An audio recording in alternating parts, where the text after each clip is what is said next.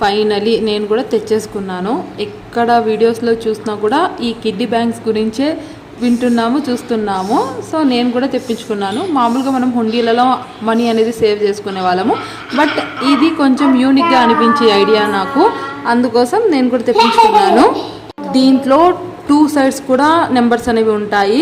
ఆ నెంబర్స్ అన్నీ వేస్తే అమౌంట్ 25,000 అవుతుందంట. మనకు కొంచెం తీట కాబట్టి నేను కౌంట్ చేశాను, అంత లేదు అంటే 24,590 రూపీస్ ఉంది. బట్ నాకైతే వర్త్ అని అనిపించింది. నాకు ఇది 121 రూపీస్ పడింది బాక్స్ ఒక ఈచ్ వన్.